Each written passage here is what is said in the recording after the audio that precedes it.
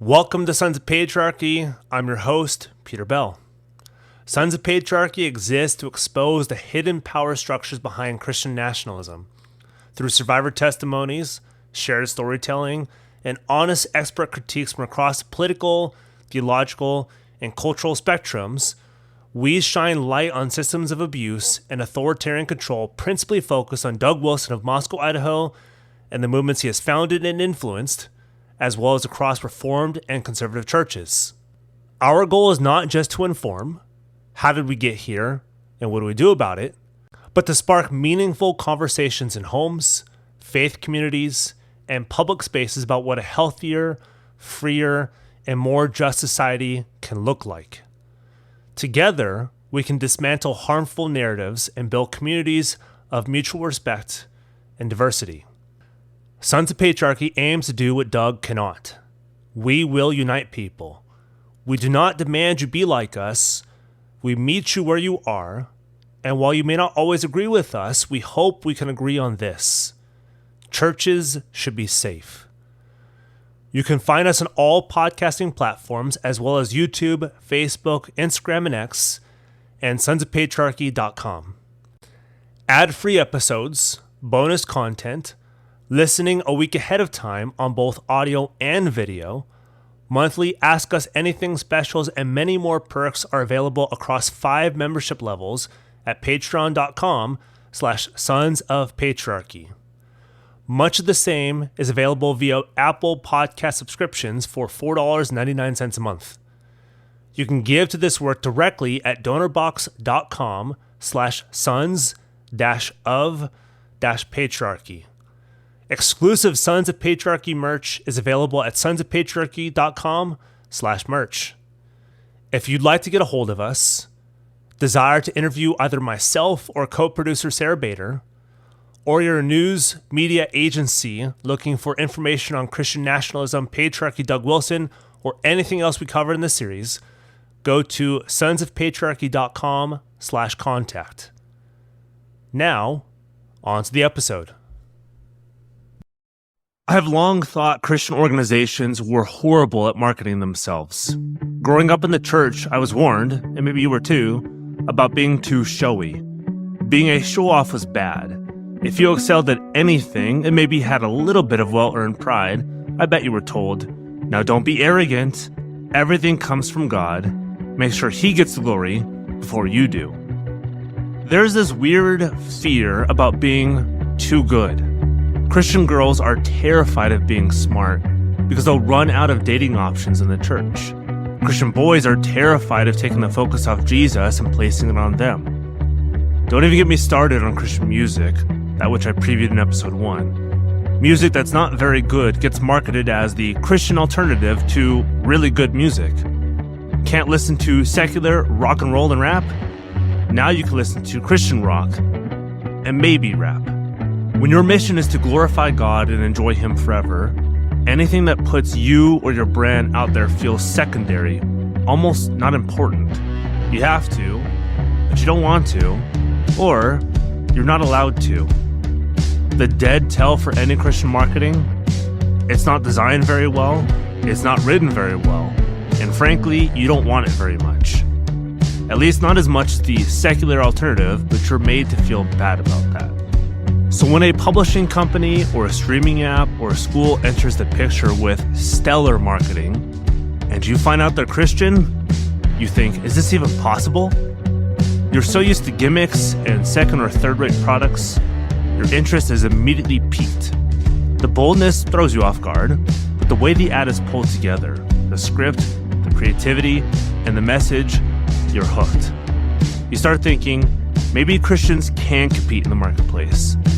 Maybe we're not the alternative for parents who don't want swearing streaming into your ears and brain, leftist messaging infiltrating your hearts. Finally, a company that tells you like it is, with a bit of an edge and the remnants of a foul mouth. You consume everything. You buy into the system, you're convinced that this is what Christians have been doing wrong this entire time. We haven't been bold. It's refreshing to you, like a breath of fresh air. You don't notice, because of your infatuation, that the marketing has started to drift. Yes, they've got all the marks of a machine, snappy one-liners, beautifully put together books, and highly produced streaming series. But some of their stuff is questionable, using others as the butt end of their jokes. Publishing books and series you should be more worried about, if you weren't so infatuated. They make fun of other people, and their marketing starts losing track of their purpose, all of Christ for all of life. It seemed all is explained away by, do you know what time it is? We're destroying idols, not coddling them. It just feels so good to win. And that's not your purpose, because for so long, you lost. Welcome to episode 10, Marketing, or Why the Ends Justify the Means. In this episode, I'll talk with Aimee Byrd, one of those names used for Canon Press's marketing purposes, return to a conversation I had with Kristin, and introduce you to Nathan and Christiana Wells, residents of Moscow, Idaho. We'll interact with the marketing efforts of Canon Press and Canon Plus, how they market their schools, Lagos and New St. Andrews, the way they pitch their books, and the phenomenon known as No Quarter November. Maybe you're wondering why we started this series when we did. We took a page from Doug's book, We're Tearing Down Idols. Let's begin with a portion of the conversation I had with Aimee Byrd, whom you'll hear more from later on in this series. My name is Aimee Byrd, and I am an author and a speaker. I was a member of the OPC, which is a Reformed denomination. So a lot of my reading audience coincided with a lot of fans of Douglas Wilson's writings. I was very aware of Doug Wilson and his writing. I believe I critiqued some of it on my blog before, particularly abuse stories or how his writing about hypermasculinity and the patriarchy affected women. But when I wrote my book, Why Can't We Be Friends?, which was a description of the brother and sister relationship of men and women in the church and how we can use that way that Paul addresses us to learn how to relate to one another as friends and as sacred siblings, promoting one another's holiness in the church.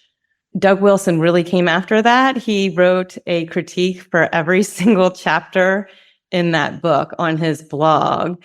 And in a lot of ways, I just skimmed maybe the first few critiques because they all started sounding the same.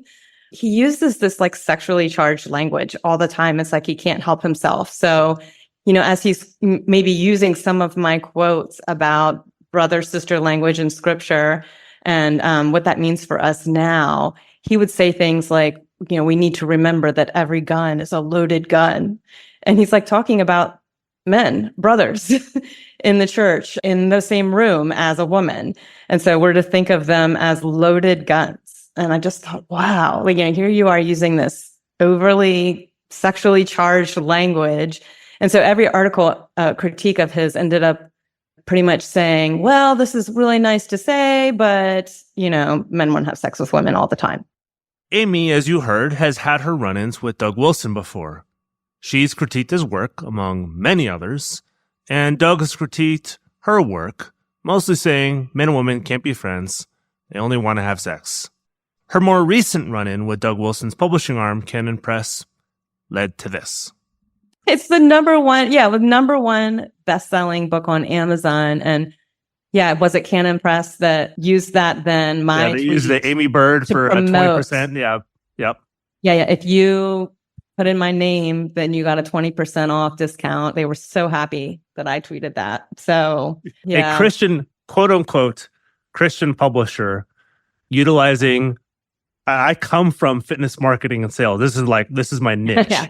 Okay. Using dirty marketing principles for their gain. And this is a quote unquote Christian publisher. Right. And it just wasn't surprising at all. It was just shake my head when I saw it. And you're not the only one. How many people are going to do that and get this discount and read this book? Like, it just blows my mind that a book like that is so widely read and praised in the church. And it breaks my heart. Yeah. I'm the dangerous one. Yeah.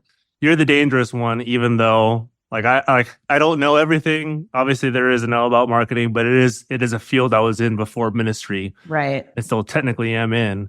And Mhm. Canon Press, they are phenomenal marketers. Oh, yeah. But in order to be phenomenal marketers, most of the time you have to be dirty. You have to be really, Right. really dirty. Think if like a Gordon Gekko kind of stuff, Wall Street dirty. This is utilizing these marketing principles, these subversive principles, and making fun of somebody else in order to sell more of your books. Yep. Kind of like the fighting feminism with potatoes was too, right? Yeah, and they've done it more than just for you. So you can feel like you're part of an exclusive crowd. I guess member of the club. This is not a fringe thing anymore. It was formally denounced in NAPARC circles in the mid 2000s or so, and it has come roaring back. It's never been out of the reform circles. There's always been influence, but there's always been. Yeah, but it has come heavy and hot. The book she's referencing is It's Good to Be a Man. And as far as I know, there's no Canon Press book entitled It's Good to Be a Woman. They've got Even Exile, Yoo-Hoo, and a myriad of other titles, but men are those who are being attacked. So I guess we need a book to remind us why it's good, as opposed to bad, being a man. And part of their marketing strategy fell on their laps. Aimee Byrd responding to another post about this book and its message. Canon Press could not help themselves. They pounced. They used her name for 20% off the book. It's good to be a man because we can drag a woman's name through the dirt and use her as part of our marketing strategy. I imagine things wouldn't go well if Doug Wilson's name was used as part of a marketing strategy. I guess we'll have to wait and see. Anyways, here's the original trailer for It's Good to Be a Man. I don't care if you're talking to a purple hair feminist or a guy that could bench press 400 pounds. Everyone's saying the same thing, that our young men in this country, they're not doing well. Now, some are comfortable being a feminist, but many are looking for guides. There's these guys that tell them the truth, that there was a world before feminism, and this is how women work. And some of it's good, a lot of it's really bad. And when they take that red pill and see the world for what it is, they get angry. They get angry because I won't be able to have what my father and my grandfather had. Yeah, you had a bad deal, and these things aren't all your fault, but you're still responsible for your response to the time that God has put you. So we want to help you to pave a way forward. We're going where Nehemiah took the people of Israel. They didn't rebuild Jerusalem in a night, but they were able to rebuild a wall. Together, we're going to fight with God against the sin in our own heart, the sin in this world, and we're going to be the men He made us to be. So let's do it.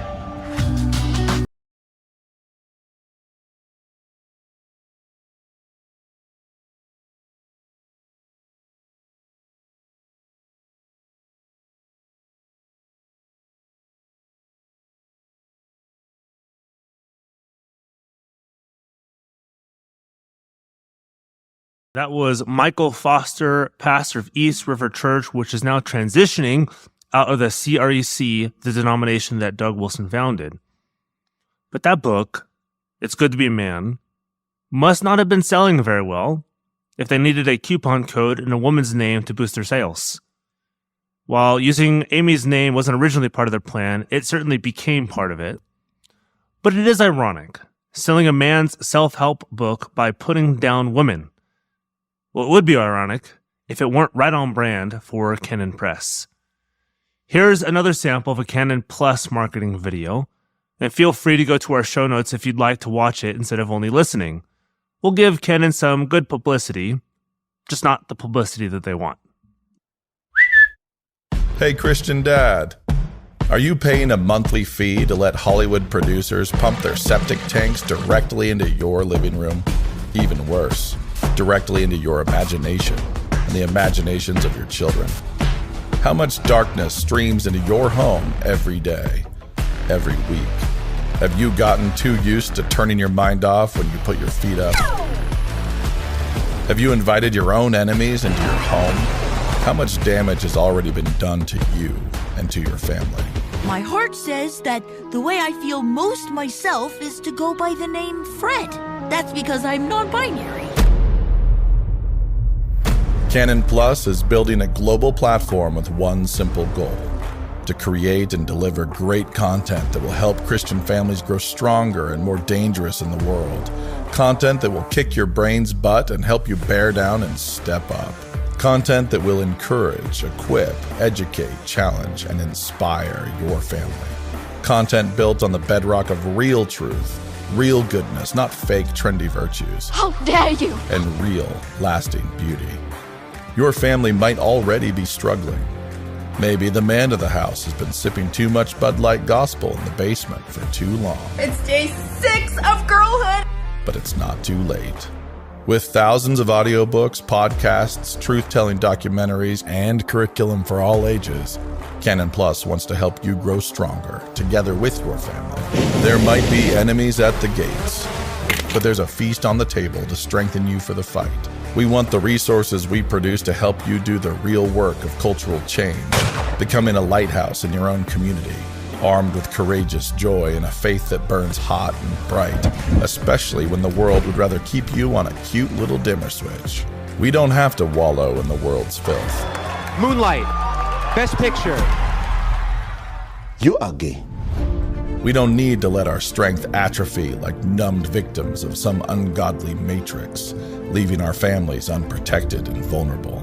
It's time for Christian fathers to stop being such cultural cuckolds, well-behaved Wonder Bread winners sitting by and paying for the world to assault their families with lies. Let's get strong and grow our families strong. Let's raise our kids to be the world's worst nightmares. Smart, secure, fearless, joyful, difficult to control, and quick to laugh at lies and nonsense. We're pushing back against the rising tide of sewage on our screens. We're pumping out antidotes to the world's poisons. But we can't do it alone. We need allies. You need allies. So consider this your invitation to join up and make things a little awkward for all our weaker brethren in church leadership. It's not that we're against anything. Who so badly want to be worldly cool kids. Help us build a streaming platform unlike any other. A platform that will challenge and strengthen Christians, mind, body, and soul, until this cultural tide begins to turn. She's dreaming about becoming the leader she knows she can be. And yes, this tide will turn. This ain't the Alamo. We're all gonna die, but we have no intention of losing.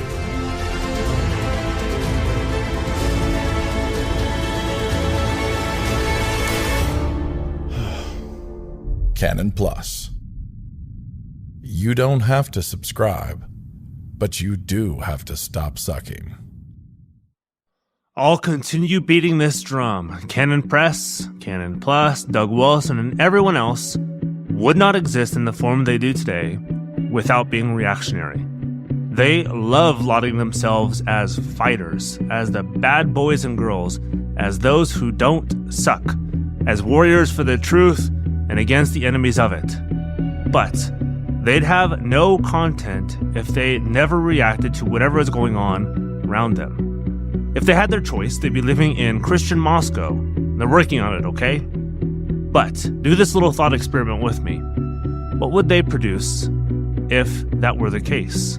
If everything around them was Christianized? If the country was truly Christian, whatever that means, what would they write? What would they film? How would they advertise? They're only good as long as culture is bad. Let me point something out to you. Marketing 101 is present a problem and give the solution. Always ask, what problem is Canon pointing to and what solution are they giving for it?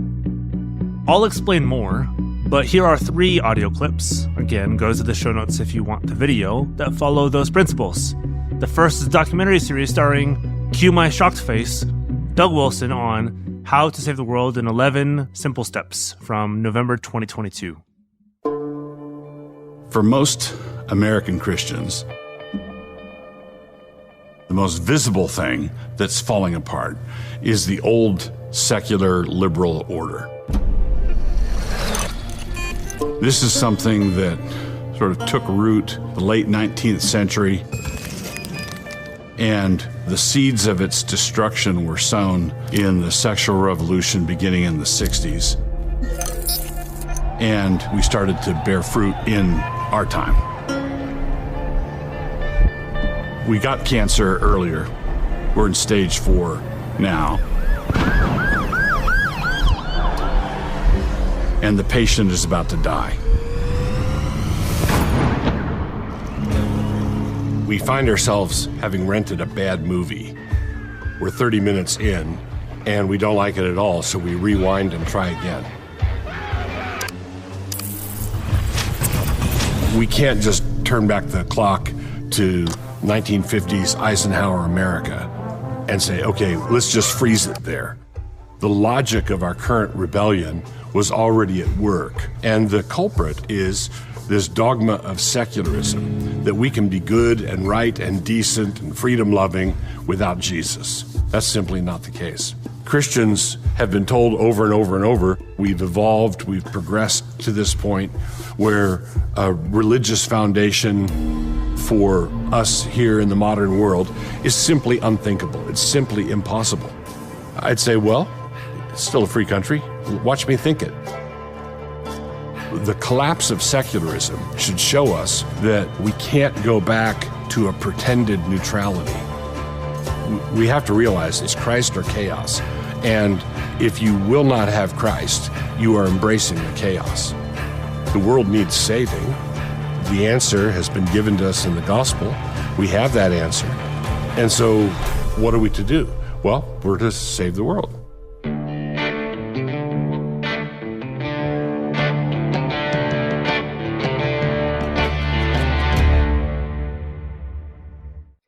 The second is the trailer for Doug Wilson's 2022 book, Mere Christendom. See if you can spot the problem Doug is pointing out and the solution he offers.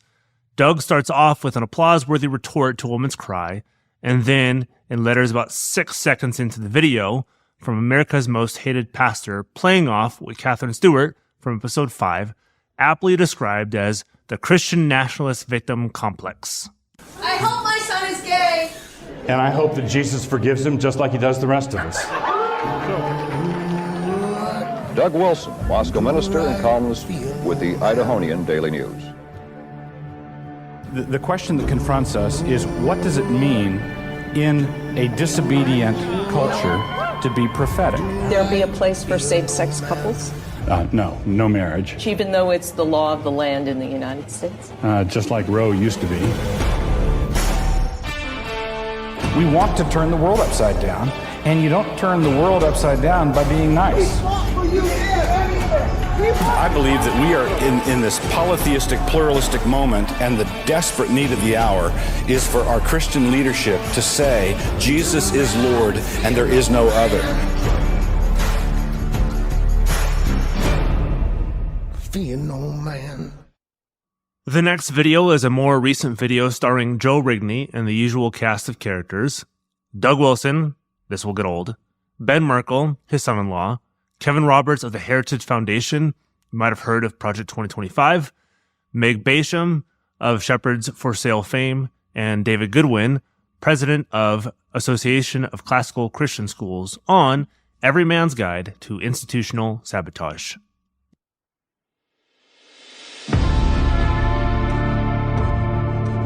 Many of us lack certain things, but I will say in Washington, D.C., the good that is in the shortest supply is political courage. It's not the progressive billionaire sitting over their shoulder, but it is Rachel Denhollander and Jamar Tisby and Russell Moore. You might even call, I'm sorry, but you might call it a little bit the TGC gaze. Yeah. If you want a seat at the table, then these are the things you have to do. And a lot of people just nod and like, I guess this is just what I have to do to belong and to be important. The accusation that had come at the head of school really related to whether or not he hired a woman or a man in a particular leadership position. At Harvard, big letters all across the length of the building is, what is man that you are mindful of him? Okay, yeah, right. I think, oh, whatever else that president, that is glorious. Not because they're obeying it. Right, it's an indictment. It's an indictment.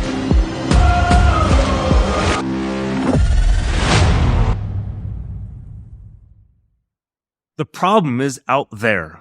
We've let it be for too long. Now we have to do something about it.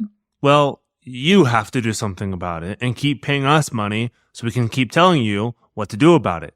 We'll stay in Moscow. You go. What Canon Press and Canon Plus do better than any Christian organization I know of is present you with a problem you either didn't know you had, knew you had and didn't know how bad it was, or knew how bad it was but needed the push to do something about it. Most Christian organizations either don't present you a problem to be fixed or present a problem you've never had. This is what makes Canon so effective. The problem is clear, and so are your marching orders, except Canon never gets dirty. You do. They just tell you the problem. You've got to fix it. Now for a more racy marketing ploy. What would you say if you're a pastor, or you heard of a pastor, who wrote a book about a sex doll? You heard me right. A sex doll. Yes, not advocating for a sex doll, but decrying the culture of sexuality by utilizing this sex doll. Pretty weird, right? Well, here's the audio for the trailer for this book. Tell me if you can catch talk about a sex doll anywhere. I always felt like a spark in a world full of fumes. People who knew me, they weren't surprised. No one ever said, but he always seems so nice. Maybe they'll psychoanalyze me in books. We have a breaking report of a gruesome murder in an East Denver recycling center. The suspect is in custody and the victim has been identified as local resident Sally Sassani. But when everyone is insane, sanity looks like madness.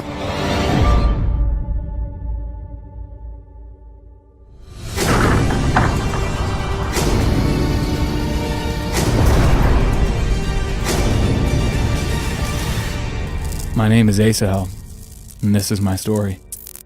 The story of one spark in a world full of fumes.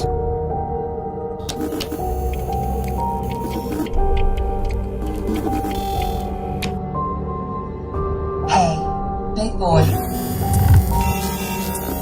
Do we need a safe word?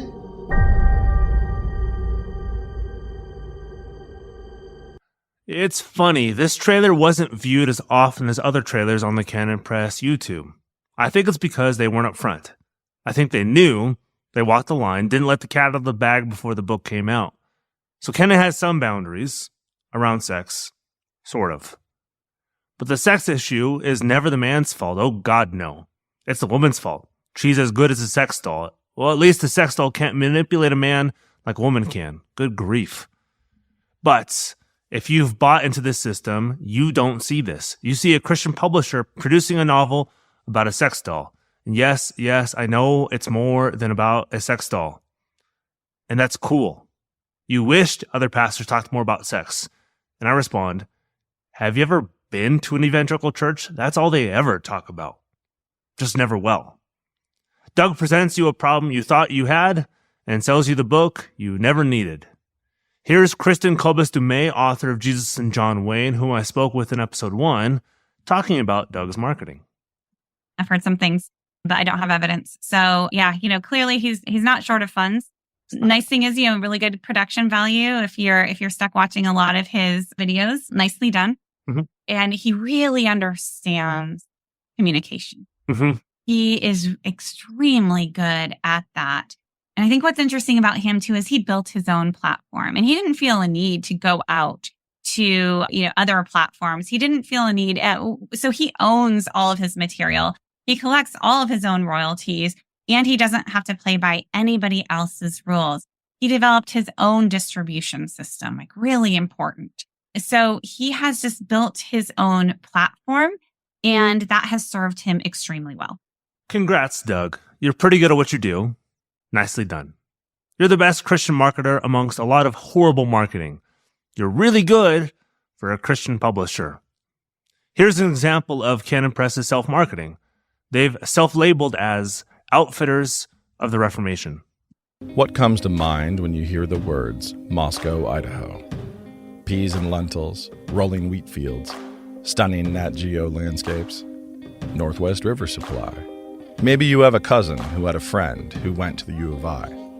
Or was that Iowa? Yeah, probably. No Hawkeyes here. Just a few thousand vandals. Isn't that the place where those people were arrested singing psalms at a mass protest? Yep, that's us. And stay tuned. We're still kicking against petty tyranny. Maybe Moscow, Idaho makes you think of Logos School. One of the top K-12 schools in the world has made its home in a repurposed roller rink. It gave birth to the worldwide classical Christian education movement.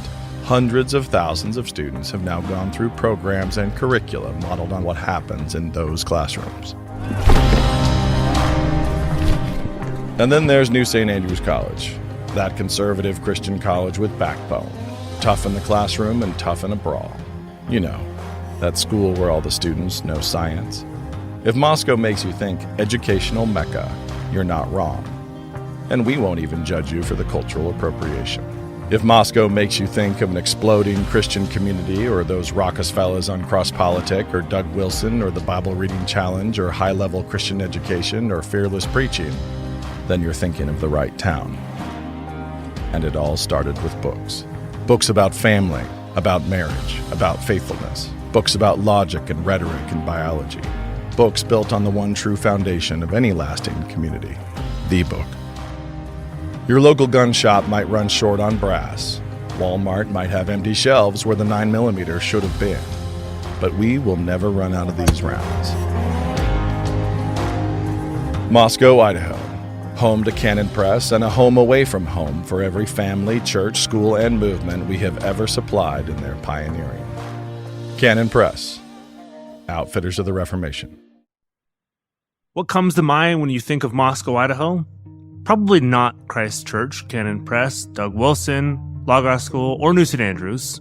If you live outside of Moscow, Idaho, and are even remotely outside of the church scene, they like to think they're really important. But notice the way they self-describe. Logos School is one of the top Christian classical schools in the nation, and New St. Andrews is one of the nation's best liberal arts schools. Is their education top-notch? Yes, it is. But fun fact, New St. Andrews was not accredited until 2023. What are they also known for? Grooming of kids at Logos School, the multiple teachers who have been accused of unwanted advances or showing porn to their students, where the women are treated differently than the men, and likely less primed to go on to graduate work and contribution to society. That's for men. I'm sure there are pockets of vibrant communities in Moscow, Idaho, but not if you're a woman who doesn't fit the mold, nor if you've been accused of denying your husband sex when he's been beating you. But I digress. We'll get there. Here's another ad for New St. Andrews, the College of Christ Church. Wanted. Young men to rebuild Western civilization. Must be unafraid of pain, blisters, intellectual rigor, and a lifetime of long shifts with swords and shovels, digging ditches, repelling invaders, and reading stacks of books taller than their fathers. Must be impervious to manipulative women of all sorts, giggling virgins, cyber skanks, and even full cauldrons of Karens or hand-wringing clergy, but always seeking to hear and heed the words of Lady Wisdom. Immune to the leadership of hypocrites and LARPing online masculinitods, unaffected by abusive authorities, petty professors, and all brokers of official respectability. Willing to hoist the Jolly Roger and Johnny Cash's favorite finger whenever faced with idolatry. Long-suffering joy and determination required. Must be willing to dwell among the tombs and graves of the long dead, seeking truths that cannot die. Exhaustion guaranteed.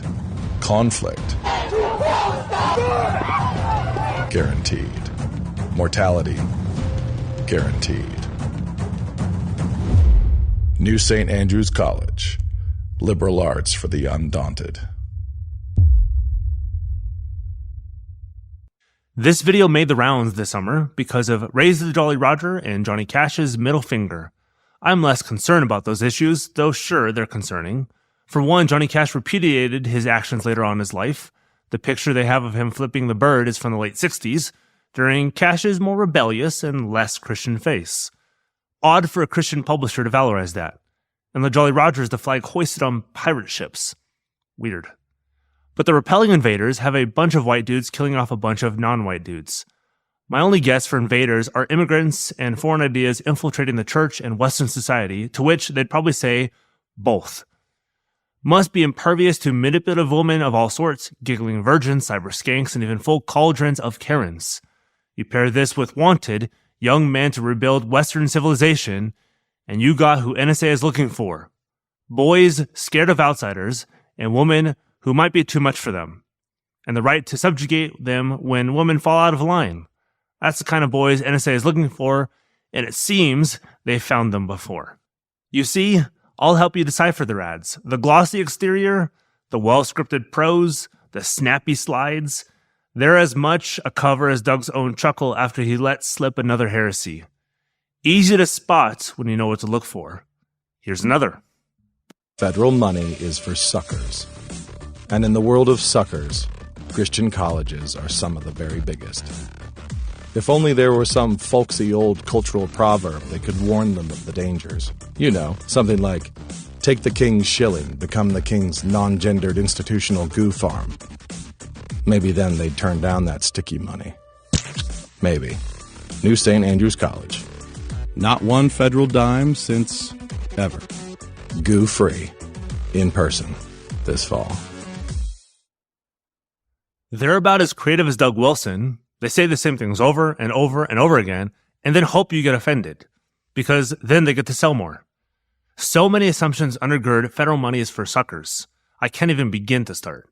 But they planned your emotions and the way you view the government. They've got to convince you the government is out to get you, which I can see, as well as we aren't. But we here at Sons of Patriarchy have too many stories to share for them to get away with that. You'll hear. Now, about that middle finger. Christians got all twisted into knots about the middle finger, and I get it. But let's hear from the creators themselves on why they posted Cash's favorite finger. It's interesting. One of the strangest criticisms to me, or my favorite, I should maybe say, instead of strangest, is just the delusions of grandeur. Like, who do you guys think you are? Yeah. No one gave you permission to save Western civilization. You don't have a permit for that. You've not been awarded any degrees in saving Western civilization. It's called a Pentecost. These people, yeah, and the dismissiveness of like, why are people upset? These people are clowns. Like, they're clowns. Ignore them. They're not doing this. This isn't even what they do. Yada yada yada. And I love that. And you know, I want to platform that especially because it's just, yes, please sleep on us. Like, sleep on this, please. Do believe that nothing positive could ever happen for Western civilization or nothing good could come out of Moscow. I mean, because I'm not that old. I'm in my mid-40s, but I was there pretty young when you started the first classical Christian school. It's like NSA was 94. And seeing the impact already of Canon Press's publishing reach. When my first relationship with Canon was Credenda Agenda, the little newsletter that I was being paid in donuts to fold and stuff into envelopes to go out. I've seen where this began. I've seen where it is. Right. I know that our graduates have been in rooms that they have no right to be in. Right. That our graduates are doing things that no one would think that they would be capable of doing. The hundreds and hundreds of thousands of students who've now gone through classical Christian schools because of a roller rink school in Moscow, Idaho. There's one little roller rink school still in that roller rink. Right. You know, not for long, but for now it is. And there are hundreds and hundreds of schools modeled off of that, teaching their kids, training their kids off a curriculum that came out of Canon Press and Logos School and Moscow. This Western Civ project, this building Western Civ. So all you woke progressives, go back to sleep. Go to sleep. We're just a bunch of bozos. Yeah, we're idiots. We have delusions of grandeur. We have no idea what we're doing. Meanwhile, if you have any young men who are really handfuls and, you know, cannot be tamed by your Sunday school pastor, send them our way. Yeah, a young man full of testosterone who wants to get away from his lesbian parents. You can take everything low T and we'll take everything high T and we'll be fine. In this video, we've got Andy Wilson speaking, Doug's son, Jared Longshore, Doug's puppet, Ben Merkel, Doug's son-in-law, and Doug himself. They want your man, not your woman. Well, not quite. They want your men and women, but the women are needed to produce more men. These videos exist for a single purpose, to grow their brand. Everything started with Logos School in New St. Andrews, the money vehicles. The marketing plan is for those to grow and Canon Press along with it. Christchurch is just a nice extra on top. The gospel, who cares? They need high-teen men who are being raised by lesbian parents. Okay, keep saying that to yourself.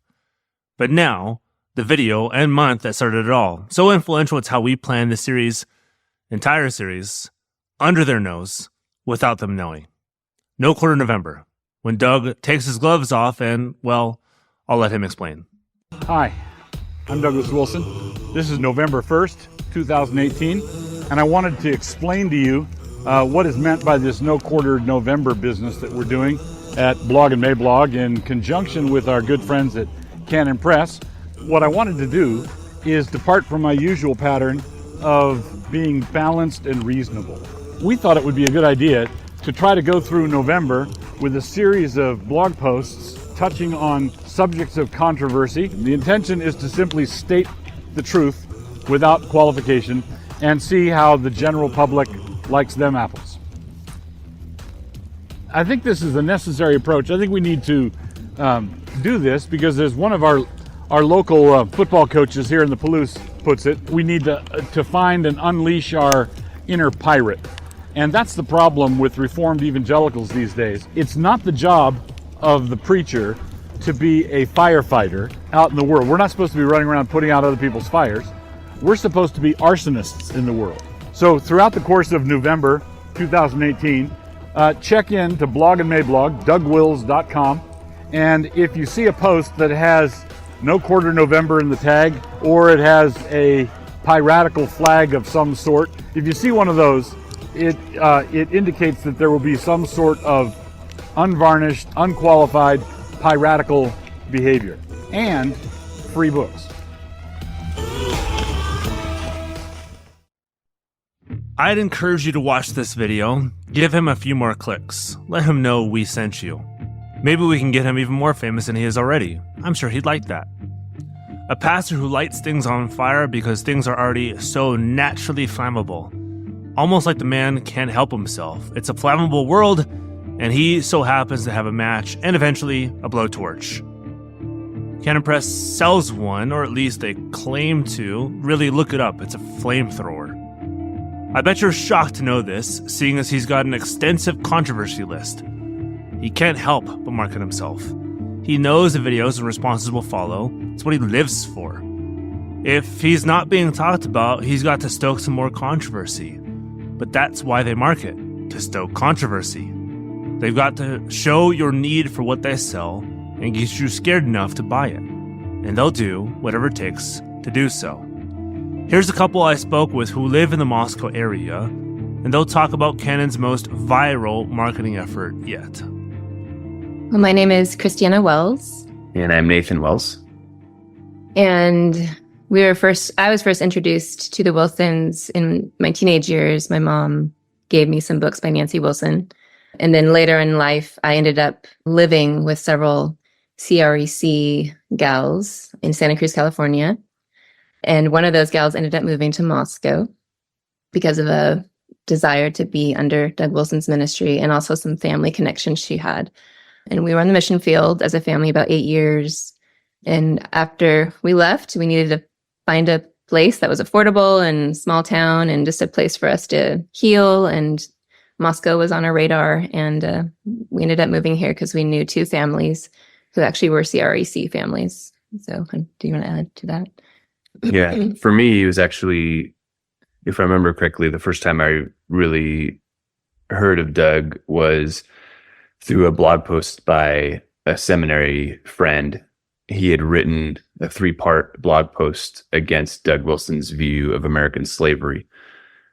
That was, the first time I really heard anything about him. And I was kind of just taken aback just by the radical nature of his views and really trying to justify the South and their view of slavery, as opposed to scripture, seemed to just be not really caring what the Bible said, but kind of had his own idea to justify that the South was right and the South was on the moral high ground in the Civil War, or as they call it, the War of Northern Aggression.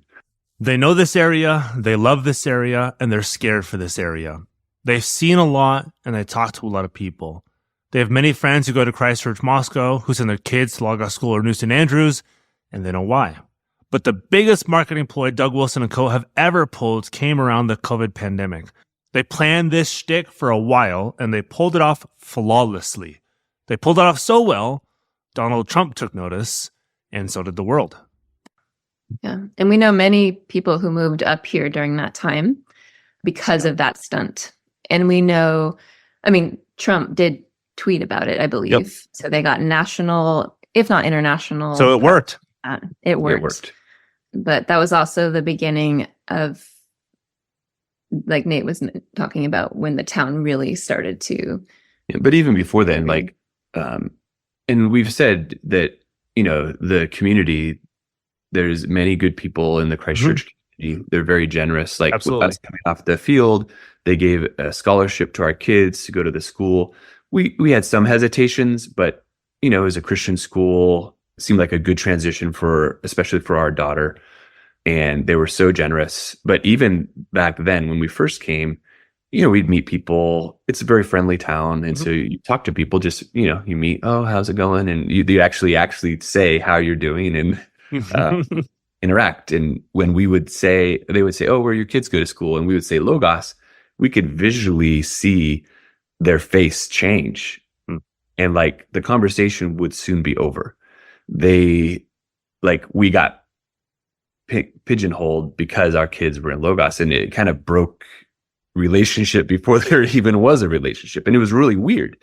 Like, I've never seen a community that's so polarized about a church, or a church that's in the news, and then all the comments on the news, you know, Facebook page are like, oh my goodness, like people hate like what is going on. It's so weird. And that was part of the reasons we end up like leaving Logos as well. Not just the legalism, you know, the spanking policy. Yep. Yeah, we'll get into those. Yep. Oh man. Like, there was a lot of reasons that we ended up leaving, but even from the very beginning, it was like, what is going on? This is weird. This is not normal. Yeah. And coming, like you said, coming from a missionary context, which gives you a different look at how the church is viewed amongst people who may not know the church, the teachings, whatever, and then to go to an ostensibly Christian town or church, whatever people want to call it, and then just see how poorly it's looked at by everybody else must have been a little jarring coming from your context. Yeah, no, it was super weird. And regardless of opinions about masks during the pandemic, we, as missionaries, we actually interacted with a lot of non-Christians, our neighbors, people we would meet.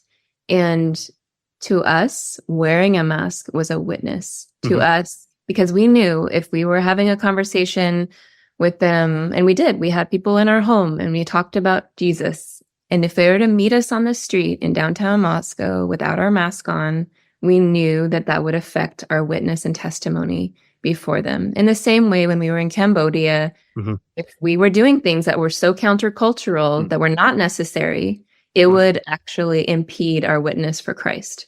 And so we wore masks actually as a testimony and a witness to the world around us. And so it was just so counter to our own understanding of what it means to live in the world. And so that in Christ we're free to have rights or give up our rights. Like, our rights are not the number one priority. No. Our number one priority is to share Christ with those around us. And so whether that's in Cambodia and, you know, needing to lay down our American rights or our sense of what's right and wrong, but it ends up just being kind of more of a cultural thing, right? That here in the States, it was, my rights as an American are not, they're secondary. They are to be submitted to the Lordship of Christ and to demand those rights, and to see the testimony of the gospel just being degraded before our eyes with Christ Church. It was it was horrible to watch that this thing about masks and vaccines was becoming the priority. It was the goal, the freedom to do whatever we want as Americans. You can't tell me what to do, versus I can. Yeah, I may disagree with this, but I'll submit because I'm submitting to Christ above all else. And I think even some churches, they sued their city. I think that's, even as an American, that's our right. We can. Yeah, you have that right to do that. Yep. If that's what you choose as an elder board, there are things that, as Americans, that's your right. But I think just it was different here because it was so antagonistic. It was so it was like a war, like a fight. Yeah. There wasn't love. There wasn't even thinking, for the mayor, like everyone in government positions, it was not an easy situation. No. None of them knew what to do. It was very difficult. And so even compassion for those that were leading us, there was none. It wasn't like, man, this is a hard situation. This has never happened in our lifetimes. And so I understand it's hard to make decisions and hard to make those calls. Wow, I would not want to be in your position where whatever you do, someone's going to hate you. How can I pray for you? How can I, support you in that? And yeah, I might not agree with you. That's okay. But it just felt like the rights became the number one thing. And it wasn't about Jesus. It wasn't about the gospel. It was about freedom as Americans. And all the people that were getting attracted, it was all these rebels. Like just people with rebellious spirits. And man, if you look in scripture, that is not what we're called to be. I mean, Israel, they rebelled. Mm-hmm. God was not happy. It did not go well for them. And that spirit of rebellion is not something that I think is Christ-like. We have the example of, the martyrs. Man, that was not right. What was happening to them? Stephen, James, and that was not right. Mm-hmm. Jesus, it was not right. That was the most wrong thing ever to happen ever. And yet he did not hold on to his rights. He gave them up. And so did those who followed him. They gave up their rights. And it was more of a plea, Father, forgive them. They don't know what they're doing. It was not this, how dare you stone me to death, you infidels, it was not anger. They were not filled with anger. It was... and they weren't being stoned to death because they were not masking up as being there. They were being stoned to death because they were proclaiming the gospel to the people. Yes, that Jesus Christ was the risen Savior, Messiah. That was the reason for being stoned. Yeah. Yes. And I would say that the warlike vocabulary is almost laughable. They have their bookstore. What is it called? This stone, or is it called the Sword and Shovel? Sword and Shovel. Yep. And even that name, that choice of a name, it's always about violence and war and aggression. It feels, and even some of the Kirkers housing. I was driving along a back road, and I saw this big sign that said something housing development coming soon. And there was a massive sword going through the middle of this. This is an image of a sword. And I thought, that's probably a Kirker. The logo. The logo. Mm. And it turned out to be. It's about fighting and war. And it comes out in so many different ways. And towards the community, it's felt like, Yeah. I remember when that bookstore opened, it's kind of a newer bookstore. And a friend kind of joked, what are they going to do? Kill me and bury me? Like Sword and Shovel, it Maybe. It becomes like a joke in the community. Like it's so offensive and so aggressive. And we realize that there's it's probably from what Nehemiah and the wall. Yeah, they're trying probably the sword and trowel. But they got to run it kind of through Nehemiah, their PR or something. Yeah. And I think they did, and that's why they put it out. Maybe. But they really there seems to be no thought for others. Yeah. And that doesn't just reflect in their politics, that reflects in their marriages, that reflects in their children and how they treat their children, how their children treat others. It's a theme that we have seen, just that there's no room for outside opinions or even to consider or be curious about other opinions. So Yeah, it's a warlike mentality, them against the world. Mhm. And anyone that's not them is like an the enemy. enemy. They're going to fight. They're not seeing. I mean, honestly, it's more like Jonah, right? And as a missionary, you struggle with that when you're in a different culture, you can begin to hate the people that God has sent you to. Just like Jonah. Jonah was sent to Nineveh and he hated them. Turned around. And wanted them to be destroyed. Yeah. And that can happen. I'm not trying to, come off as like better, but you need to fight that. That no, the world is not our enemy. We are to preach the gospel. They're us.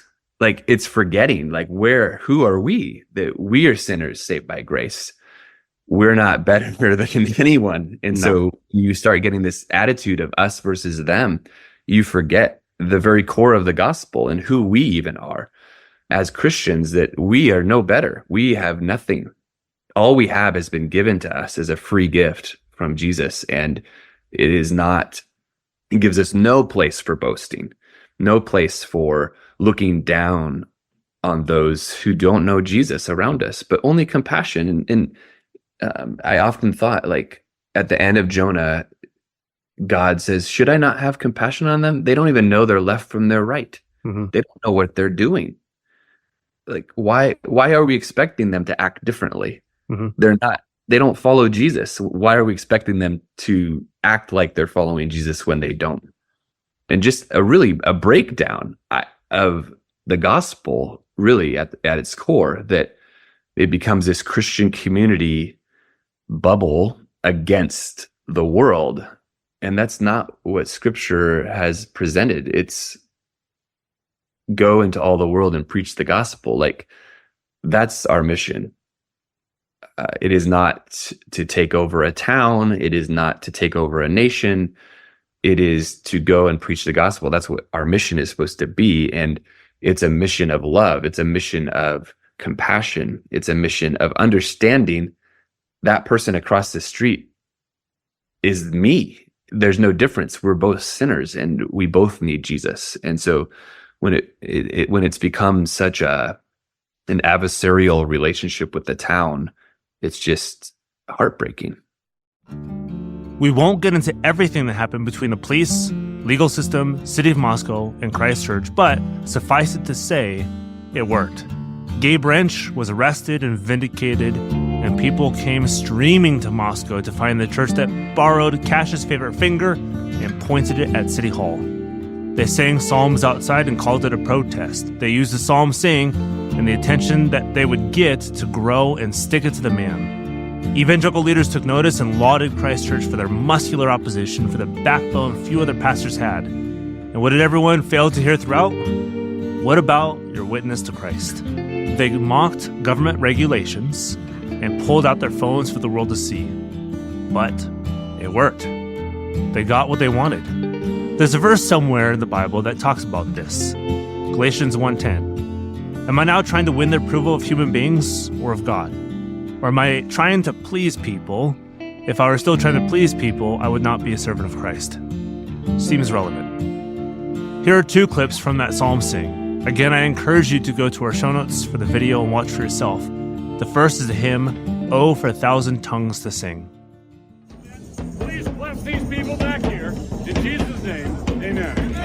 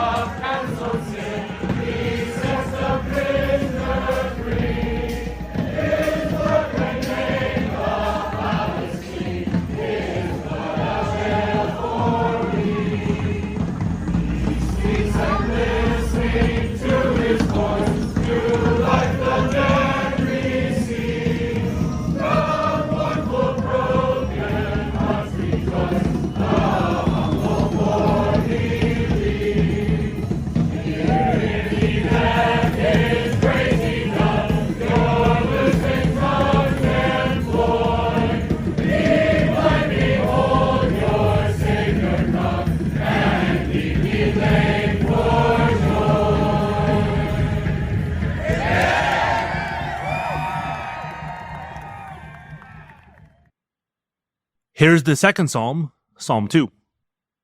They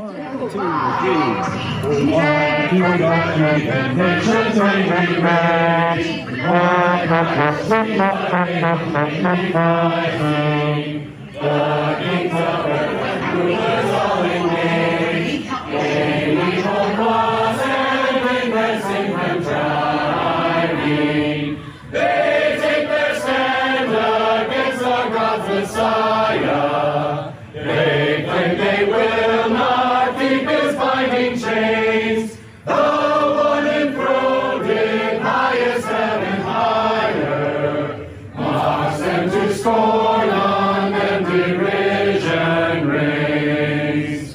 He speaks to them in righteous holy wrath. God vexes them and shows his great displeasure. Yes, so I set my king upon the path that upward bound to Zion, my own treasure.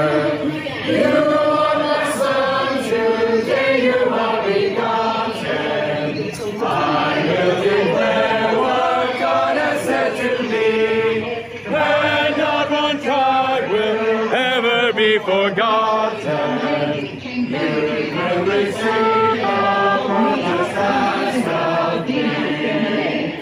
The nations come before the holy air. The ends of earth will be your own possession. And broken with the rod of iron there, many that is not to come to destruction.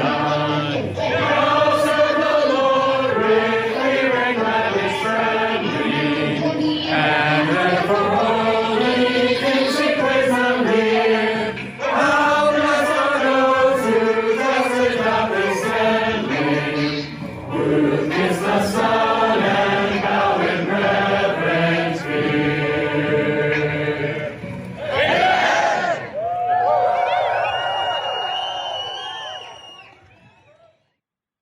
What you'll notice about these two videos, if you watch them, is the intention isn't worship. It's what Christ Church calls worship as warfare.